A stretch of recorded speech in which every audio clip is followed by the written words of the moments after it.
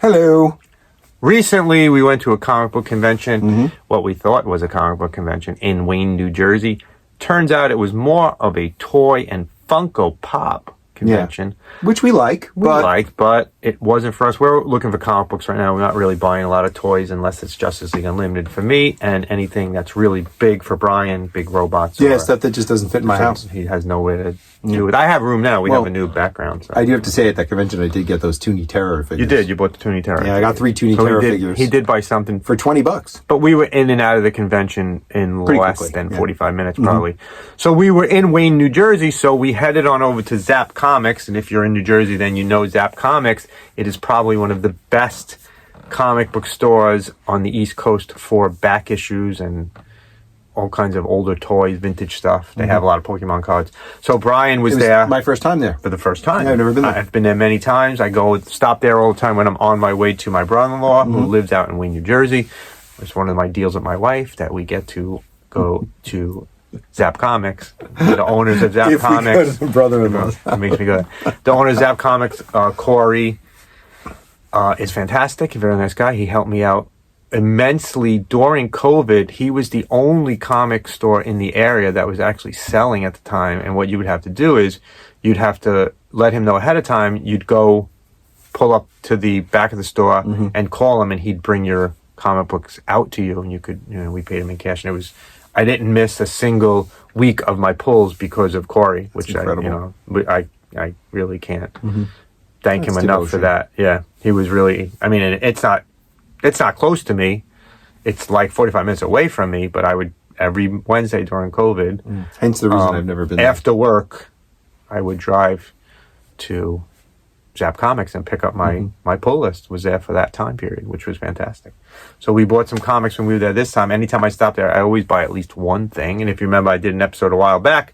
I bought Static Shock #1 there. Check it out. I'll put a link at the end of this video. You can go and watch our old Zapp video. So Brian bought his first comics at Zapp Comics. Go ahead. That's true.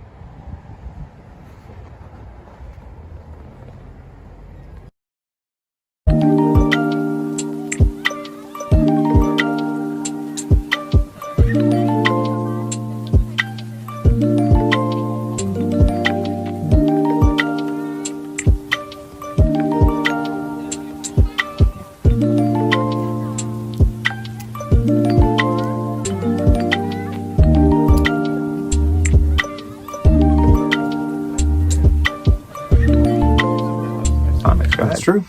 Oh, what'd you get? So I'll do the graphic novels first. Okay. The first graphic novel is Essex County. It's a collection of the Essex County series by Jeff Lemire. This is a masterpiece, by the way. I never read it before. I actually never heard of it. I bought it strictly on the basis of Jeff Lemire's name being on it. If you like realistic, sort of regional fiction, this is a good place to go. It's a fictionalized version of the Ontario County that Jeff Lemire grew up in Canada. It's about farmers, about hockey players who almost were stars. It's about a lot of different things, and it's really, really good. But don't expect superheroes. Don't expect sci-fi. It's very much a realistic story about real people living in the real world. Kind of sad, but excellent work. It's a graphic novel or just a novel? Well, it's a collection of 4 different larger graphic novels. It's Jeff Lemire did the writing and the art. So it is. Yeah. These days he mostly just writes. Yeah. Because his stuff is very indie comic, styled. Very good. Interesting. It's really good though. I highly recommend it.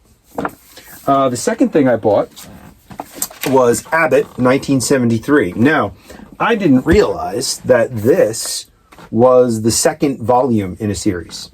Okay? There's one before it, which is just called Abbott, which takes place the year before in 1972.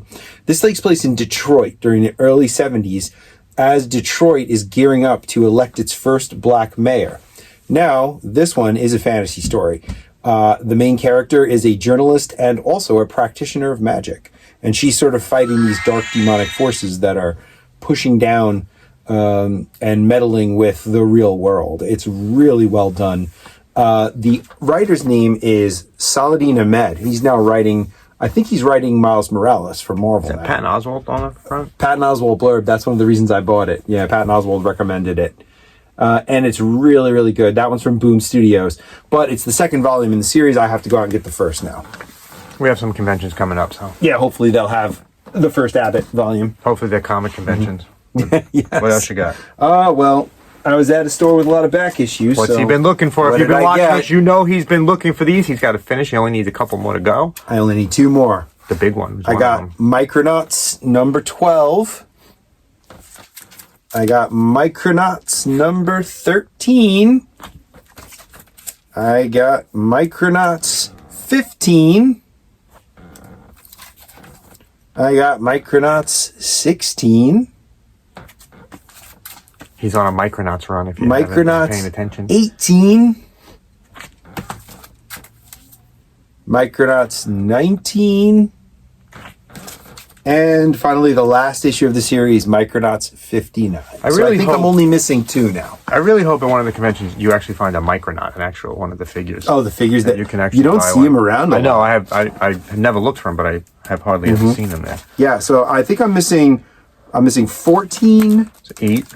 8 right, is the big one. And 17. 8 is the most expensive of the series. Yeah, 8 is expensive because it's the first appearance of Captain Universe. So that will probably be on the wall. Yeah, it'll be a hard one to get. I saw it online for like $40. I don't want to spend. Well, let's see what do we got coming out. We're doing Garden State Comic Fest. We'll be at, and there's a couple of other ones coming up. Right. I think in a week or 2 we have to buy our New York Comic Con tickets. Yep. Brian's going to be going to New York Comic Con. First time since year. 2015. Yeah, I always go with my 2 daughters, and Brian is going to tag along. I bought some stuff at Zapp Comics too. Nothing as impressive as Micronauts, but DC Comics presents number 63. Superman teams up with Amethyst. I was going to say Amethyst, right? I don't know. You know I'm not the... Look at that 007 ad on the back. I'm not the English teacher. You are. I bought another thing that I'm down to one of these. Freedom Fighters number 9. Mm-hmm. I like the old war comics. Yeah, those are cool. Freedom Fighters number 7. These were all in the 50-cent bin. That's right. Zapp Comics has a 50-cent bin. And they actually filled in some of the holes in the collection I was looking for. Avengers number 193. That was also in the 50-cent bin. I love those corner boxes. Love the old corner box model. Legion of Superheroes. Oh, look at that Whitman box. Number 32. You got a Whitman box. And it's a Whitman. Nice.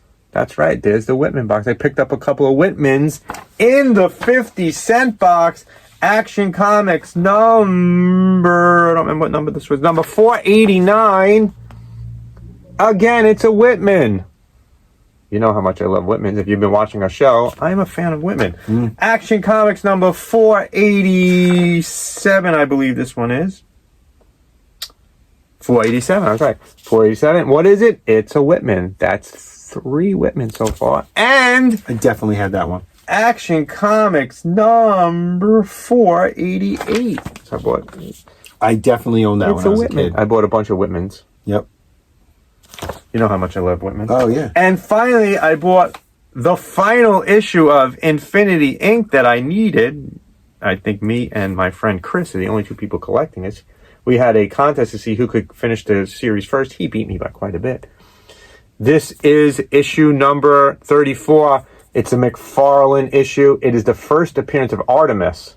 Nice. And Icicle. Artemis is from Young Justice. Icicle appeared on the Stargirl series. He was the main villain in the first season. And Todd McFarlane did the cover on that. Todd McFarlane did the cover. What year was this? 1987. It's Todd McFarlane's first... Oh, so it's really early in Todd his career. McFarlane did a bunch... So Infinity Inc. was a series that didn't do very well when it first came out. It's kind of a spin-off of All-Star Squadron, which I read completely. It's the All-Star Squadron's children, are Infinity Inc., and a bunch of issues were Todd McFarlane's early art, so they became more and more valuable and harder to find. This is the last one I needed in my collection, so I have the entire run right now.